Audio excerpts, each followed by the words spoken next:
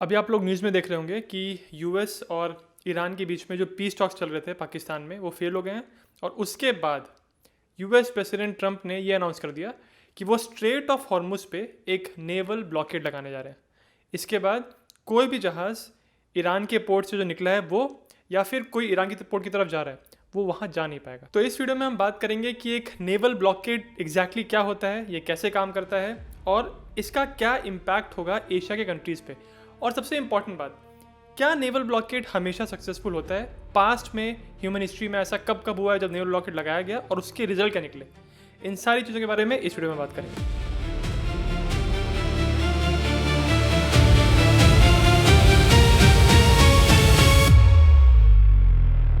कहानी शुरू होती है एक नेवल ब्लॉकेड से। ये एक मिलिट्री ऑपरेशन होता है जिसमें एक देश अपनी नेवल वेसल्स यानी अपने जहाज़ों को यूज़ करके दूसरे देश के कोस्टल रीजन्स को पूरी तरह फिजिकली कवर कर लेता है। कहने का मतलब यह है कि मान लीजिए दो देश हैं ए और बी। अगर ए ने बी के ऊपर ब्लॉकेड लगाया तो ए का इंटेंशन ये रहेगा कि कोई भी और बाहर का कोई भी देश बी के पास कोई सामान भेज ना पाए, और वैसे ही बी अपना कोई भी सामान, अपना कोई प्रोडक्ट कहीं और बाहर ना भेज पाए। तो इसका ओवरऑल इंटेंशन या ऑब्जेक्टिव, उद्देश्य कह लीजिए, ये होता है कि कंट्री बी पूरी तरह आइसोलेट हो जाए।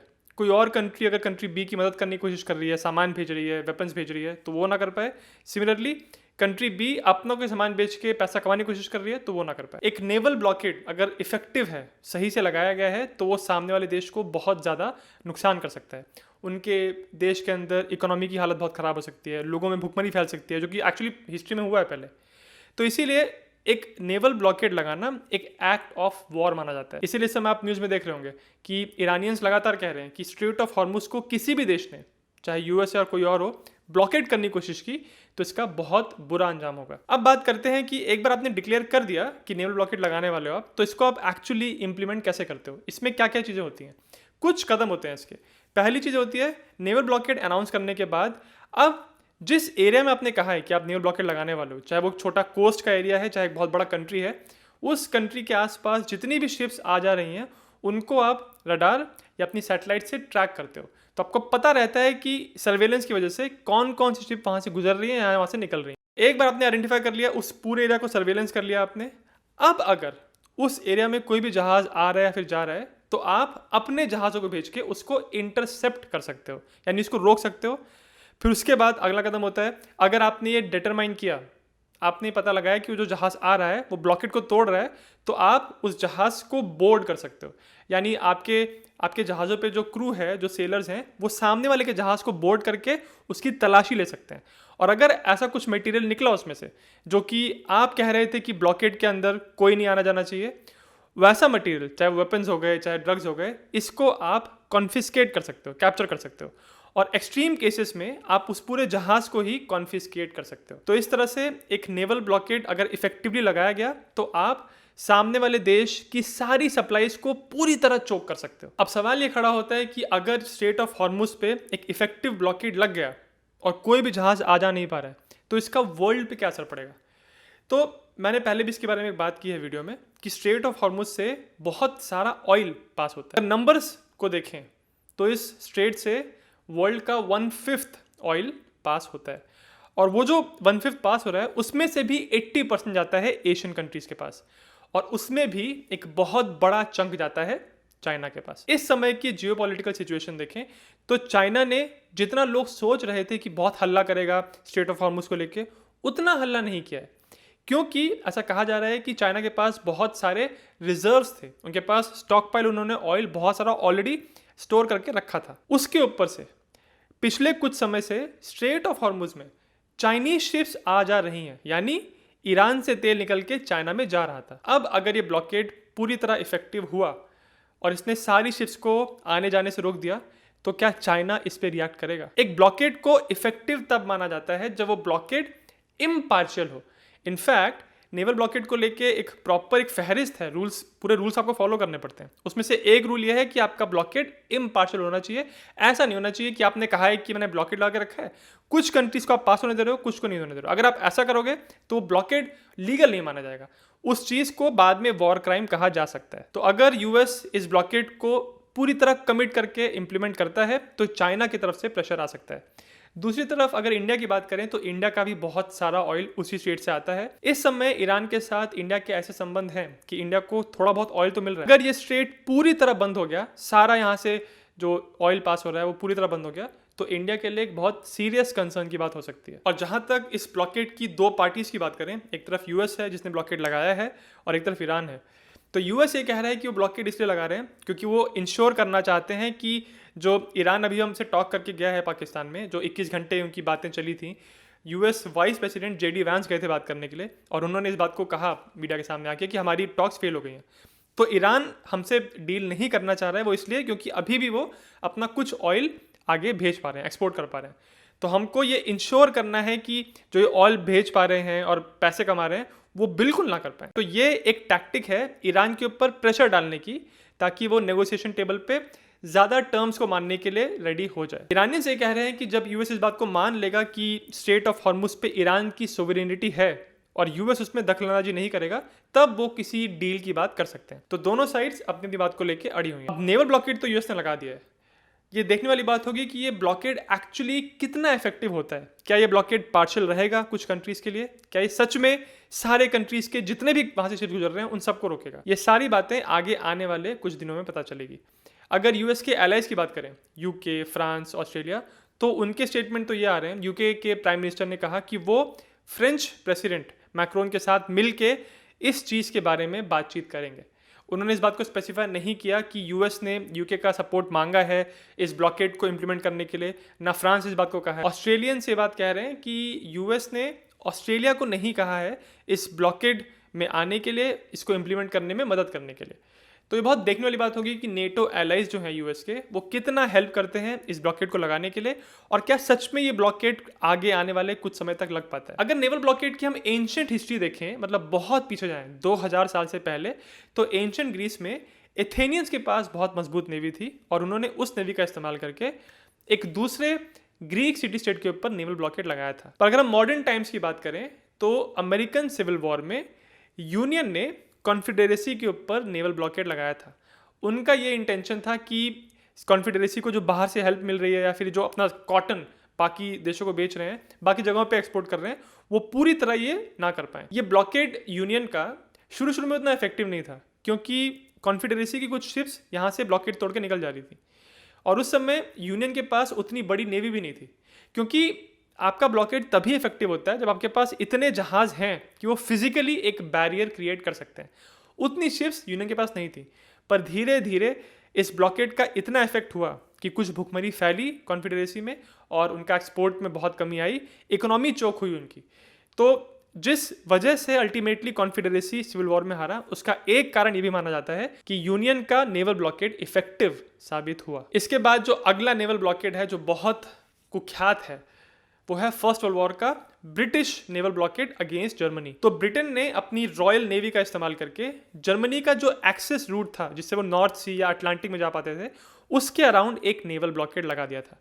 और ये ब्लॉकेड काफ़ी इफेक्टिव था क्योंकि 1914 में उन्होंने ब्लॉकेड लगा दिया था और आगे आने वाले सालों में 1917 और जिस साल ये लड़ाई खत्म हुई 1918 तक, जर्मनी में इतनी बुरी हालत हो गई थी कि वो सामान बाहर से ला नहीं पा रहे थे। उनके पास रॉ मटेरियल, स्टील, लोहे की इतनी कमी हो गई थी कि सिचुएशन ये आ गई थी कि जर्मनी के जो पार्ट्स होते थे, जो घंटियां लगी होती थी, उनको उखाड़ उखाड़ के लोग उसको गला के वेपन्स बना रहे थे। माना जाता है कि अगर ब्रिटिश नेवी का वो नेवल ब्लॉकेड नहीं होता तो शायद जर्मनी कुछ और साल वॉर में टिक पाता, और ये भी हो सकता है कि शायद से वॉर का नतीजा कुछ अलग होता, शायद जर्मनी जीत जाता। क्योंकि 1917 में जर्मनी ने रशिया के साथ संधि करके वहाँ पे आर्मिस्टिस साइन हो गया था और रशिया वॉर से बाहर निकल गए थे।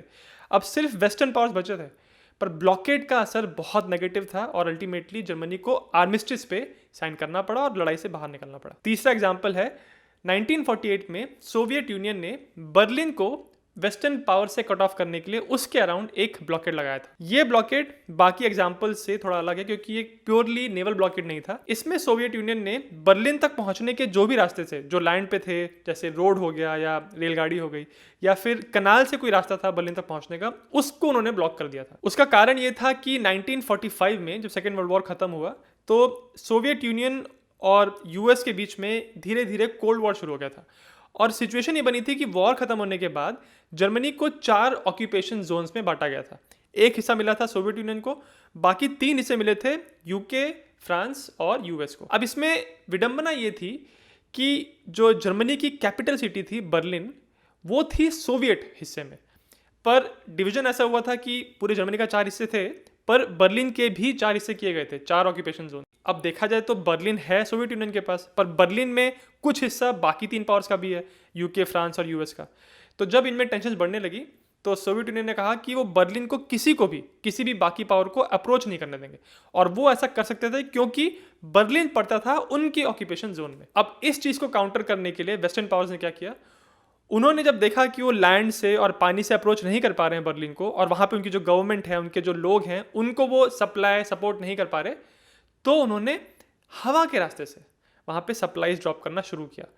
उन्होंने लाखों सॉर्टीज की, लाखों प्लेन्स उड़े थे और सप्लाईज ड्रॉप की थी बर्लिन में, और इस पूरे ऑपरेशन को द बर्लिन एयरलिफ्ट कहते हैं। फिर कुछ महीनों के बाद नेगोशिएशंस हुए और सोवियत यूनियन ने इस ब्लॉकेड को हटा दिया था। 4th एग्जाम्पल है जब यूएस ने नेवल ब्लॉकेड लगाया था क्यूबा के ऊपर, और ये भी बहुत ही दिलचस्प एग्जाम्पल है क्योंकि इसमें भी नेवल ब्लॉकेड तो लगाया था अमेरिका ने, पर उसको ब्लॉकेड नहीं कहा था।